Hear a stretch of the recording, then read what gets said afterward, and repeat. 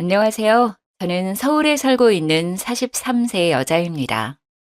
저는 개인이나 기업이 주최하는 크고 작은 행사의 음식을 준비하고 현장을 꾸미고 진행하는 출장 음식 전문 업체를 운영하고 있어요. 벌써 10년이나 되었네요. 규모는 작지만 마음 맞는 직원들과 꾸준하게 꾸려가는 중입니다. 어제가 저희 부모님의 기일이었어요. 제 손으로 직접 부모님이 좋아하셨던 음식을 만들어 산소에 다녀왔지요. 부끄러운 일이지만 매일 음식하는 게 일이면서도 부모님이 살아계실 적에는 맛있는 음식을 자주 만들어 드리지 못했는데요. 자식이란 원래 이렇게 부모님이 돌아가시고서야 후회하게 되는 존재라고 하네요. 부모님이 돌아가신 지는 벌써 꽤 시간이 지났어요. 지금은 많이 덤덤해졌다고 생각하지만 아직도 부모님 기일 즈음에는 마음이 늘 쓸쓸해지네요. 오늘도 정신없는 하루를 보냈는데 집에 돌아오니 괜히 마음이 울적해서요. 오늘은 모르는 분들에게라도 제 이야기를 한번 해보고 싶어지네요. 저희 부모님은 두 분이 같은 날 돌아가셨어요. 두 분이 뉴질랜드에 여행을 가셨는데 관광 중에 버스가 전복되는 사고가 났어요. 하필 멀미 때문에 두 분이 버스 앞쪽에 타고 계셔서 버스 운전사와 저희 부모님 두 분이 그 자리에서 돌아가시게 되었어요.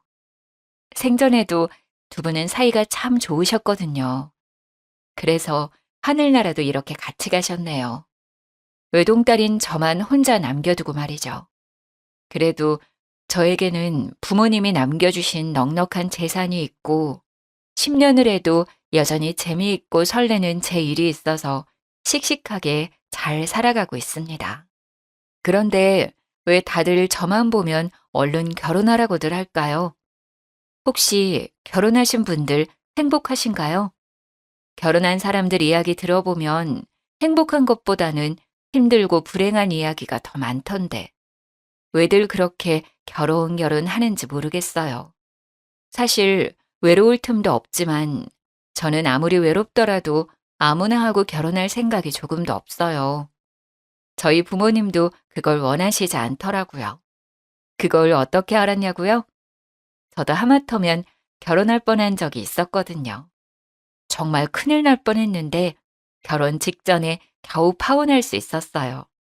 그래서 저는 제 부모님이 도와주셨다고 믿고 있답니다. 제가 성공적으로 파혼한 이야기 한번 들어보시겠어요? 그 남자를 처음 만난 건 그의 학원 개업식에서였습니다. 서울 변두리 지역의 작은 동네였는데 학원이 그렇게 크지는 않았지만 그 동네에서는 가장 번듯한 학원이었어요. 그 학원의 젊은 원장이었어요.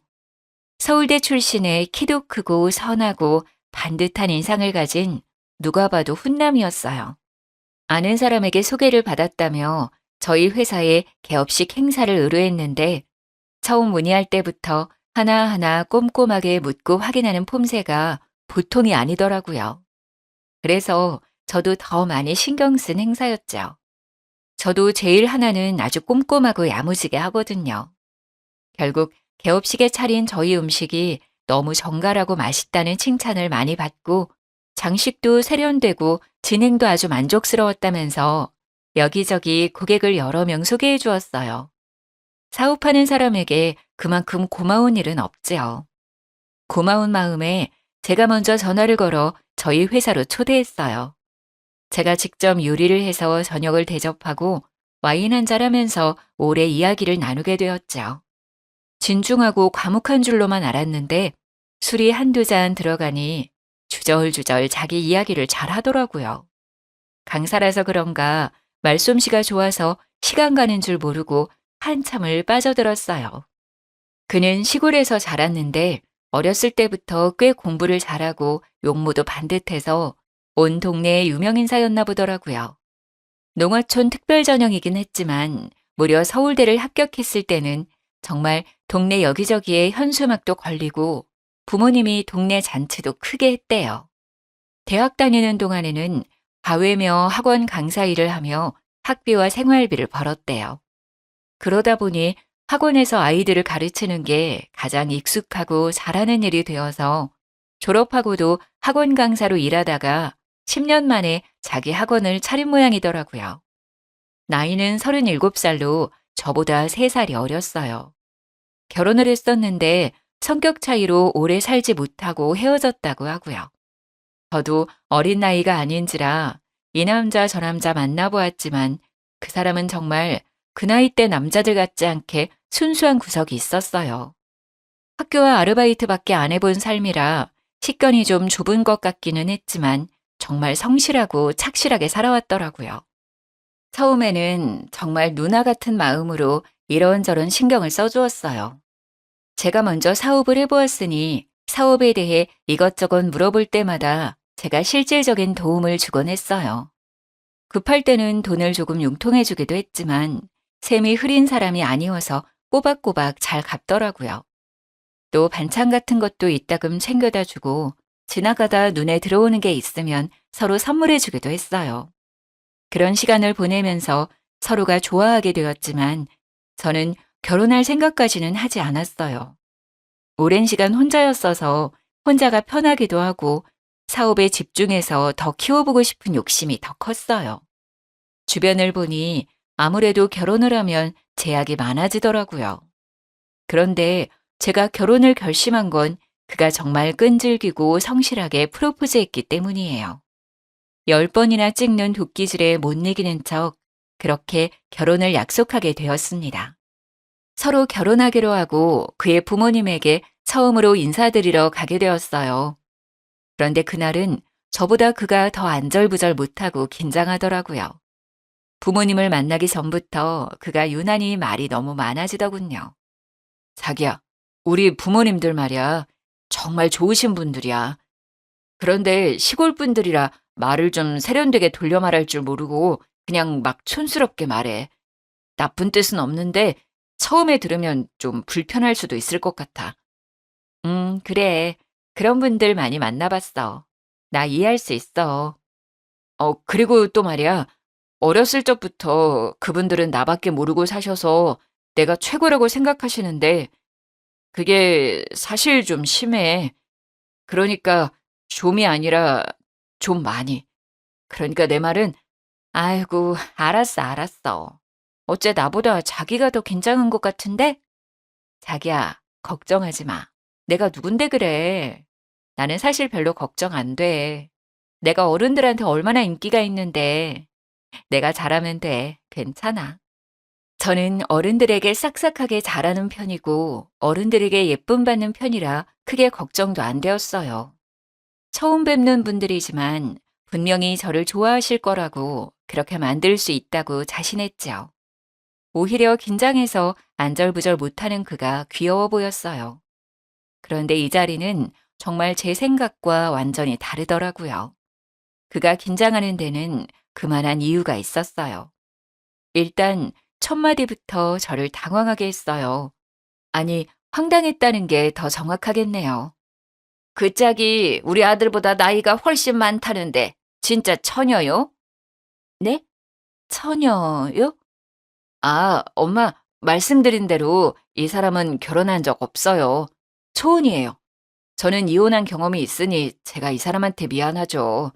이 사람은 저 결혼했던 것도 다 이해해줬어요. 엄마, 너는 무슨 소리를 하냐 지금. 남자가 이혼한 게 뭐가 흠이라고 네가 미안하네 뭐하네 소리를 하고 그러냐 지금. 아니 요즘 같은 세상에 이혼이 뭐 대수냐? 꼬물 대는 애라도 딸려 있으면 또 몰라. 애도 없이 깨끗한데 뭐가 문제요? 결혼이라고 뭐 십수년 살았던 것도 아니고 어쩌다가 여자 하나 잘못 만나서 잠깐 살다가 애도 없이 헤어졌는데 그걸 뭐 누가 흠을 잡는다니? 그걸 흠 잡는 사람은 아주 이상한 사람이요. 네, 어머니. 저도 이혼이 흠이라고 생각하지 않아요. 정말 조금도요. 괜찮아요. 그려, 뭐 그건 그렇고. 내가 암만 생각해도 좀 이상해서 말이요. 네? 뭐가요, 어머니? 여자 나이가 40이나 돼서 아직까지 결혼을 한 번도 안 했다는 건 좀 문제가 있고 그런 거 아니요? 여자가 멀쩡한데 여지껏 결혼을 한 번도 안 했으려고. 어디가 탈이 있어도 탈이 단단히 있겠지. 그러니까 결혼을 여지껏 안 한 거요? 아니면 못 한 거요? 제가 하고 싶은 공부하고 하고 싶은 사업도 하고 하다 보니 홍기를 놓쳤어요. 이제 와서 생각하면 우리 지호 씨 같이 좋은 사람 만나려고 그랬나 봐요. 제 딴에는 기분 좋으라고 애교 있게 한 말이었는데 도리어 콧방귀를 뀌더라고요. 뭐 하나 제 예상대로 흘러가질 않았어요. 나온 참, 뭐 공부는 뭐 요리사가 공부하느라 결혼 못했다는 소리는 살다가 또 처음 들어보네. 요리사 하면서 공부하느라 결혼 못했다고 하면 우리 동네 지나가던 개도 다 배꼽을 잡고 웃겠네. 뭐 우리 아들처럼 뭐 서울대라도 나온 요리사요? 엄마, 이 사람은 지금 박사과정에 있어요. 곧 박사님이 될 거예요. 학부만 나온 저랑은 그 수준이 달라요. 아이고, 뭐 요리사 박사요? 나 또 살다가 요리사가 박사라는 소리는 처음 들어봤네. 그럼 나도 요리 박사요. 일평생 내가 지은 밥이 얼만데. 박사는 내가 박사요. 밥 박사, 김치 박사. 요리 박사가 아니고 외식 경영이라고 쉽게 말해서 사장님이 되는 공부예요. 아, 요리사 박사인지 사장님 박사인지 그런 건 다 됐고 내가 지금 들어보니까 말 중에 바른 말은 딱 한 가지밖에 없네. 우리 아들 좋은 사람이라는 거. 내가 내 아들이어서 하는 말이 아니라 우리 아들 같은 남자가 세상에 어디가 있나 그래. 키 크지, 얼굴 잘났지, 공부도 잘해, 서울대까지 나왔어야. 지금은 무려 큰 학원의 원장 선생님이요, 원장 선생님. 나이 훨씬 많은 사람들이 원장님, 원장님 하면서 허리를 굽신굽신 한다니까? 말이야 바른 말이지. 이렇게 나이가 40이나 먹은 노처녀가, 그것도 요리사나 하는 여자가 서울대 나온 이런 잘난 남자를 언감생심 어떻게 만나냐고 그래. 아주 땡 잡았지. 조상이 나라를 구했지 아주. 그래. 그런데 그 짝은 뭐 무슨 일을 한다고? 아, 네. 출장 요리를 전문으로 하는 회사를 운영하고 있어요. 행사가 있을 때 음식도 준비하고 행사장도 꾸미고 현장에서 진행도 하고요. 직원이 한 10명 정도 되는데 서로 마음이 잘 맞아요. 규모는 크지 않지만 꾸준히 성장하고 있어요. 그래, 뭐 우리 아들이 해주는 말 들어보니 뭐 남의 집 잔치집일 해주는 그런 일이더만. 아이고, 세상이 좋아져서 출장 요리로 회사도 차리네. 옛날에는 가장 없는 사람들이 그 남의 잔치집 가서 일해주고 품삯 받고 그랬지. 우리 엄니도 그 옛날에 그런 일 많이 했구만. 잔치집 가서 하루 종일 빈대떡 부쳐주고 돈 몇 푼 받으면서 우리 떡 얻어다 먹이고 그랬지. 그런 걸 날품 판다 했어, 날품팔이. 도통 말이 안 통하고 기가 차서 한숨만 나왔지만 그래도 일단 꼭 참았어요. 아, 네, 예전에는 그랬죠. 지금은 엄연히 전문직이고 제가 사장이에요. 돈도 잘 벌고 있어요. 그 말에 그때까지 입을 꾹 다물고 앉아만 있던 그의 아버지가 미간을 잔뜩 찌푸리며 역정을 내더라고요. 그 여자가 날품 판다면서 돈을 얼마나 번다고 유세가 유세요. 똑똑한 우리 아들 잡았으면 그냥 집에서 애 낳고 키우고 있으면 되지. 뭘 몇 푼이나 번다고 유세를 하는겨? 박사니 뭐니 여자가 그 쓸데없는 공부는 왜 한다고 설치는겨? 서울대 나왔으면 그런 쓰잘데기 없는 짓거리 할 필요가 없지. 최고학부 나온 우리 아들 앞에서 뭐 잘났다고 박사니 사장이니 하고 있는가? 와, 정말 살면서 한 번도 들어보지 못한, 아니 한 번도 상상해보지 못한 소리를 들어야 했어요. 저희 부모님은 제지 사업을 하셨고 꽤 건실한 중소기업을 운영하셨어요. 덕분에 저는 어릴 적부터 여유 있는 집안에서 부족한 것 없이 커왔어요. 하고 싶은 일은 뭐든 할 수 있었고 부모님과 여행도 많이 다녔고요. 서울 소재의 4년제 대학을 졸업하고 제가 원해서 미국으로 유학을 갔어요. 거기서 세계적으로 유명한 요리 학교를 졸업했어요. 요리가 너무 좋았거든요. 한국에 다시 돌아와서는 호텔 레스토랑에서 근무하면서 대학원에 갔고 지금은 외식 경영학 박사과정을 하고 있는 중입니다. 이런 제가 못 배우고 가난하다는 소리를 살면서 들어봤겠어요?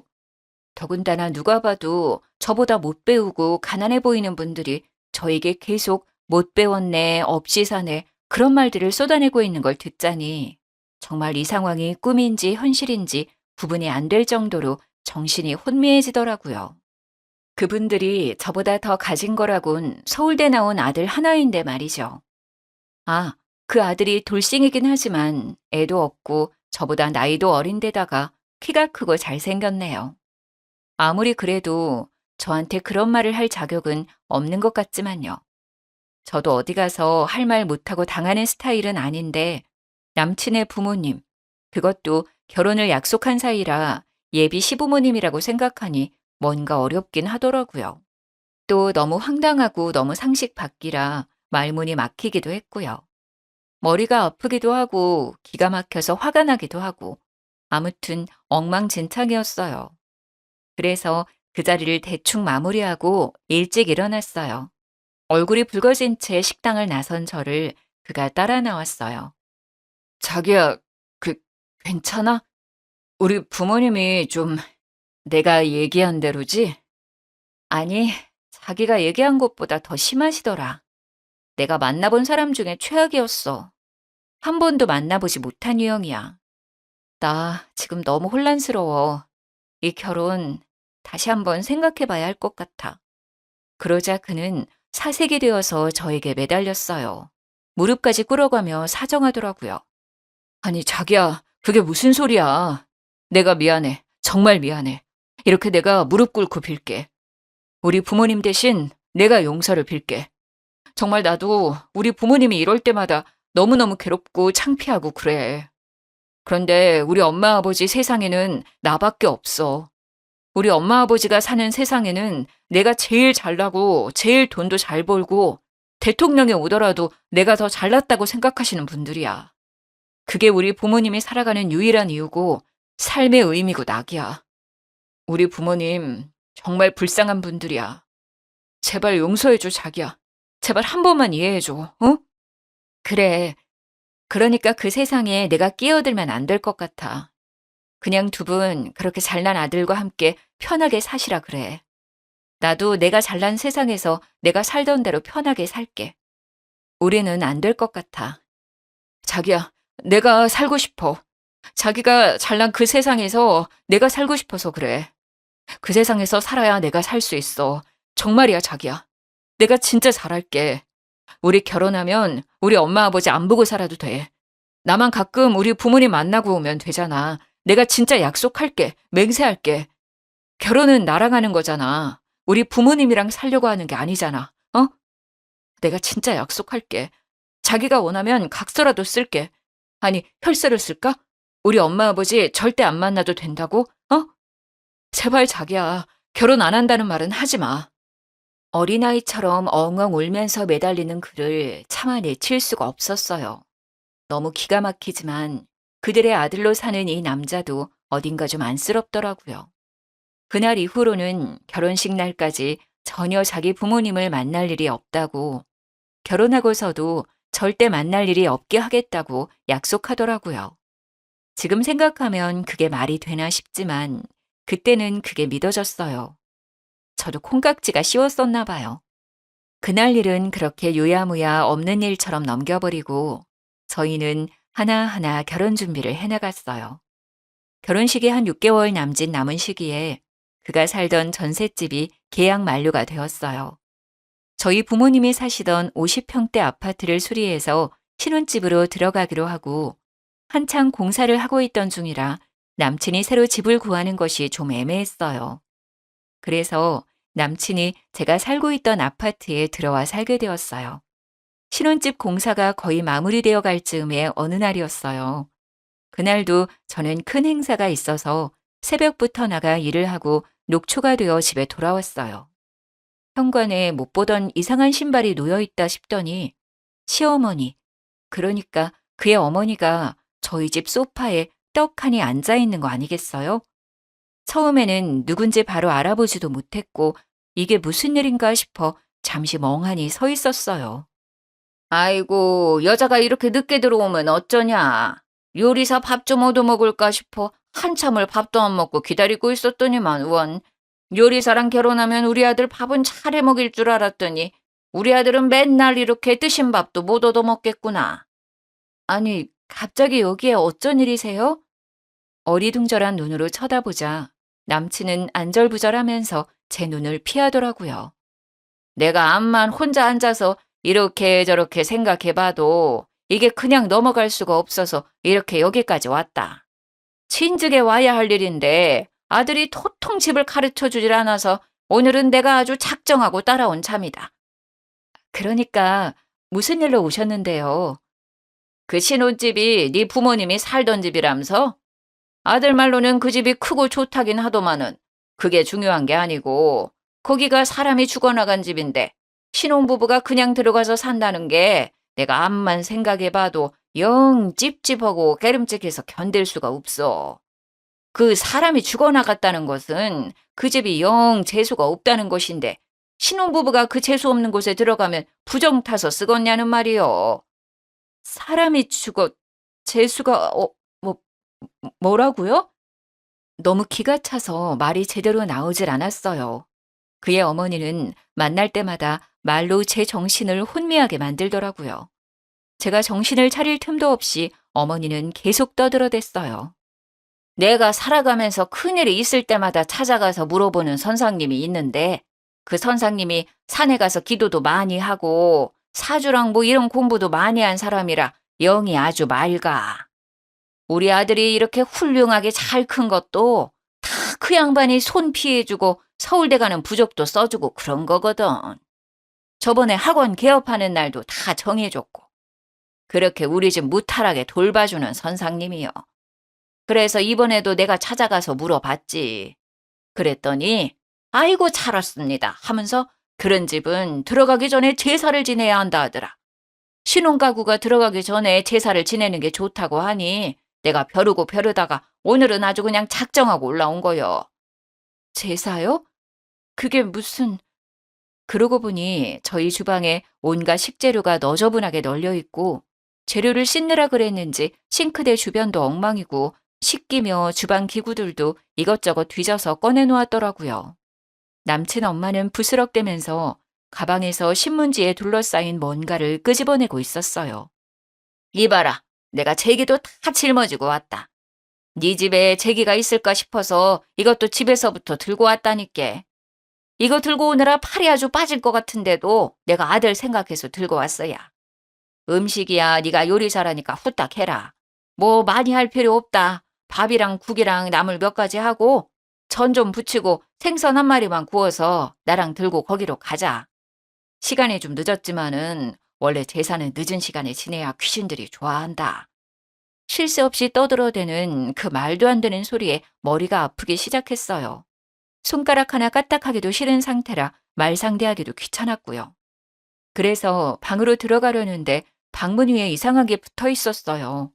노란 종이에 빨간색으로 글씨가 휘갈겨 있는 그 말로만 듣던 부적이더라고요. 아니 세상에, 이건 또 뭐예요? 이게 왜 여기 붙어 있는 거죠?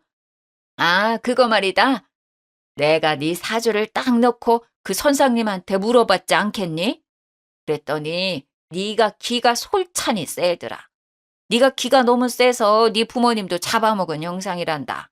그래서 너랑 결혼을 하면 우리 아들이 기를 못 편단다. 그래서 네 기를 좀 죽일 필요가 있겠더라. 이거 아주 비싼 부적인데 내가 니들 좋으라고 수십 개를 써왔다는 거 아니냐. 이런 거 챙겨주는 사람이 없다. 엄마니까 챙겨주지. 집안을 둘러보니 방문 위에만 붙어있는 게 아니라 현관 위에도 하나, 중문 위에도 하나씩 떡하니 붙어 있었어요. 너무 머리가 아파서 방으로 들어와 침대에 털썩 누웠는데 베개가 불편해서 뒤져보니 베개 속에서도 부적이 나왔어요. 어이가 없어 다른 데는 없나 뒤지고 있는데 방 밖에서 어머니가 뻔뻔하게 부르더라고요. 야야, 얼른 옷 갈아입고 나오너라. 음식 준비해야지. 우리 아들 피곤하다. 후딱 준비해서 너랑 나랑 갔다 오자. 방 안을 뒤지다가 뭔가 이상한 느낌이 들어 옷장 서랍을 열어보니 내이랑 양말 사이에도 부적이 들어있더라고요. 더 소름 끼치는 건 손가락만한 부적이 내이 뒤쪽에 바느질되어 있는 것이었어요. 저를 따라 주춤주춤 방으로 따라 들어온 그는 역시나 안절부절하면서 저를 쫓아다녔어요. 자기야, 미안해 정말. 놀랬지. 그동안 내가 열심히 막아봤는데 오늘 엄마가 이렇게 집까지 따라오실 줄은 몰랐어. 엄마가 시골 사람이라 미신을 엄청 중요하게 생각하거든. 나는 살면서 워낙 이런저런 일들을 많이 겪어서 그냥 그런가 보다 하고 넘기는데 자기는 이런 거 처음이지. 그래서 좀 놀랐지? 그래, 처음 보는 사람은 좀 놀랄 거야. 저는 어이가 없어 옷들을 들어보이면서 말했어요. 이게 그냥 놀랄 일은 아닌 것 같은데? 이게 제정신으로 할 일이야? 그렇지. 놀라기도 하고 기분도 엄청 나쁘고 막 그럴 거야. 음, 내가 손대지 말라고 하는데도 엄마가 워낙 막무가내라서 이게 옳다고 믿으시니까 이 부분에서는 말이 잘 안 통해. 그치만 사실 이거 다 우리 잘 되기를 바라는 마음에서 그러시는 거야. 이게 좀 이상해 보이고 말이 안 되는 건 맞지만 엄마 마음을 봐주면 그냥 이해가 되기도 해. 그냥 자식 잘 되길 바라는 마음이야. 자기야, 진짜 그냥 한 번만 이해해주면 안 될까? 그냥 엄마 하자는 대로 한 번만 해주면 엄마 마음이 편해지고 그럼 모든 게 다 수월해져. 한 번만 우리 엄마 말 들어주면 내가 모든 걸 다 할게. 내가 죽을 때까지 자기한테 잘할게. 자기가 죽으라면 죽는 신용도 할게. 응? 응? 나도 없는 내 집에 자기들 마음대로 들어와서 이것저것 만지고 난리를 쳐놓은 것도 열받지만 내가 우리 부모님을 잡아먹었네. 사람이 죽어나간 집이라 재수가 없네 했던 말들이 자꾸 떠오르면서 피가 거꾸로 솟는 기분이 들더라고요. 거기에 이 남자가 떠들어대는 한 번만 이해해달라는 말도 도저히 더 이상은 들어줄 수가 없었어요. 앞으로도 이런 일이 있을 때마다 이 남자는 언제나 한 번만 이해해달라고 하겠더라고요. 결국 엄마를 이기지 못하는 착한 아들이니까요. 베개도 다 뒤집고 옷장도 다 뒤집고 온 방안을 이잡듯 뒤져서 부적을 샅샅이 다 찾아냈어요. 많기는 또 얼마나 많은지 기도 안 차더라고요.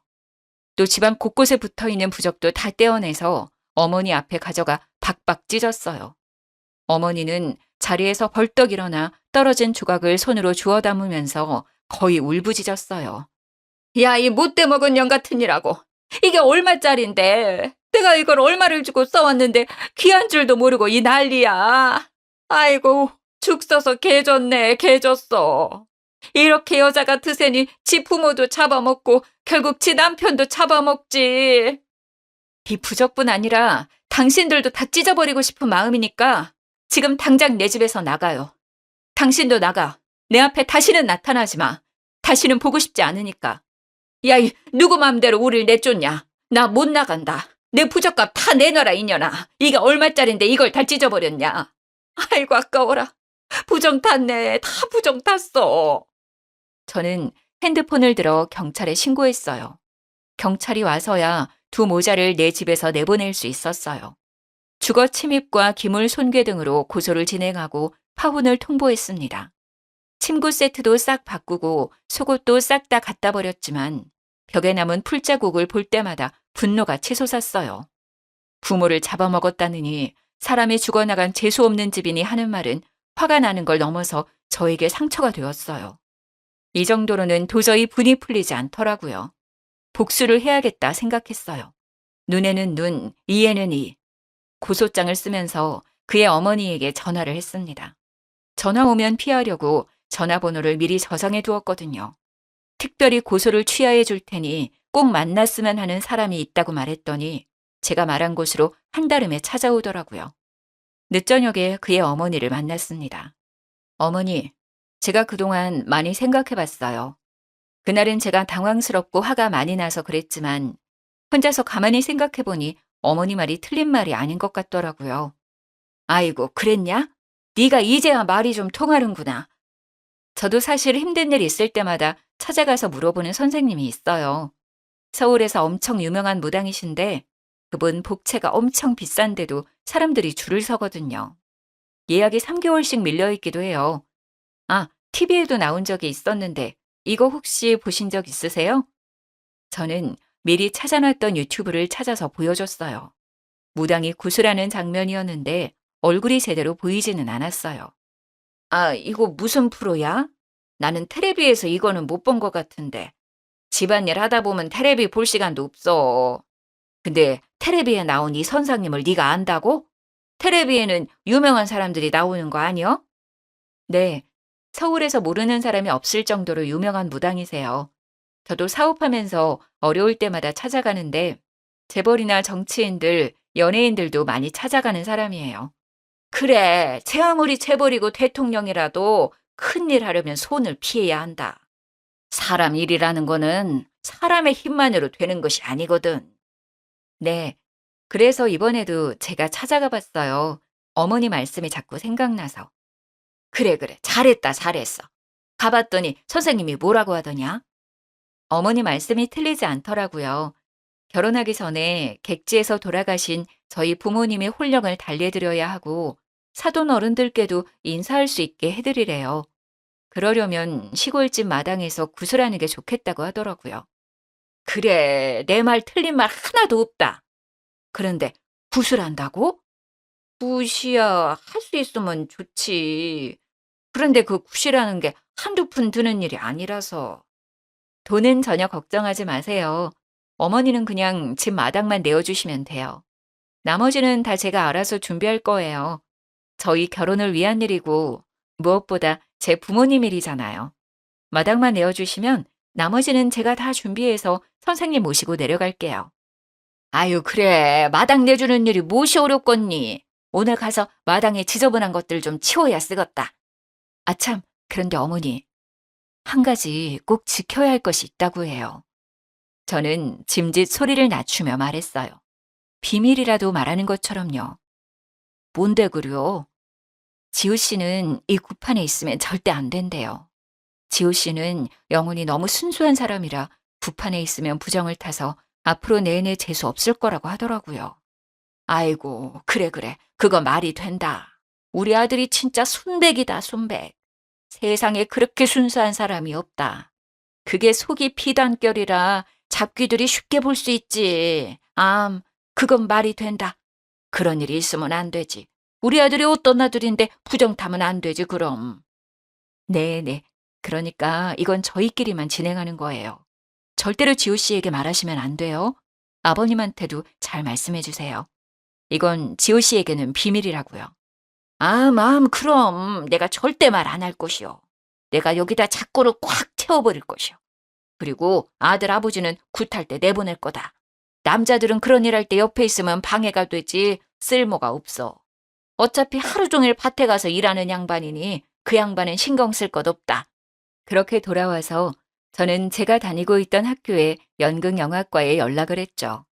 배우를 몇 명 섭외하고 극작가의 도움을 받아서 시나리오도 짰어요. 의상과 소품도 준비하고 연습까지 하면서 아주 철저하게 준비했어요. 드디어 굿판을 벌리는 날이 되었어요. 굿판이 벌어진다고 하자 동네 사람들이 하나둘씩 모여들어 구경하더라고요. 풍악을 울리고 무당이 칼을 들고 춤을 추고 굿판이 절정에 이르렀을 때 무당의 눈빛이 변하면서 악이 흉내를 내기 시작했어요. 예전에 그와 이야기를 나누다가 그가 태어나기 전 막달이 다 되어 사산된 형이 있었다는 이야기를 들은 적이 있거든요. 그 이후로 한참 만에 그가 들어선 거라며 부모님이 더 애지중지 귀하게 키웠다고 했어요. 거기서 소재를 얻어 시나리오를 짠 거예요. 엄마, 나왔어. 나 기억하지? 엄마, 나 보고 싶었어? 나는 엄마가 너무 보고 싶었어. 엄마, 나 잊어버린 건 아니지? 엄마가 날 잊어버리면 안 되지. 내가 엄마 때문에 여기 있는데. 두 손을 연신 비벼가면서 기도를 하던 어머니는 갑자기 얼굴이 새하얗게 질려버렸어요. 엄마 조상들이 너무 나쁜 사람들이야. 너무 나쁜 짓을 많이 했어. 며느리 굶기고 때리고 구박하고 아기가 있는데도 일을 많이 시켜서 뱃속에서 죽은 아기들도 너무 많아. 엄마 젖을 못 먹어서 여기 온 아기도 봤어. 엄마, 그 사람들은 너무 죄를 많이 지어서 아직도 저승에서 벌 받고 있다. 나는 아기라서 거기 있지는 않아. 거긴 너무 무서워. 나는 거기 가기 싫어, 엄마. 그래도 나는 엄마 뱃속에 있는 동안 엄마 죄를 받아서 나도 좋은 곳에는 못 갔어. 엄마 죄가 많아서 나는 세상에 나오지도 못하고 여기로 왔어. 참, 엄마, 내 동생 어디 있어? 내 동생 몸에 들어가서 나도 세상에서 살아보고 싶어. 내 동생 어디 갔어? 안 돼야. 너 네 동생한테 그러지 말어. 걔는 여기 없어. 그러지 말어. 내가 빌게. 이렇게 빌게. 어머니는 사색이 되어서 두 손을 모아 싹싹 빌었어요. 엄마, 왜 나를 위해서는 기도도 안 했어? 나는 엄마 죄 받아서 세상에도 못 나왔는데, 내 동생은 엄마 사랑 듬뿍 받고 잘 살았지. 나는 여기에 이렇게 와 있는데. 내가 이거 하나 알려줄까? 내 동생 결혼시키지 마. 엄마 죄가 많아서 동생이 결혼을 하면 애기도 안 생기고 여자는 엄마 때문에 또 도망갈 거야. 애를 낳으면 그 애가 또 엄마 죄를 받게 되니까 애 낳으면 안 돼. 절대 안 돼. 시어머니는 얼굴이 벌개져서 연신 잘못했다고 빌었어요. 아이고, 잘못했어요.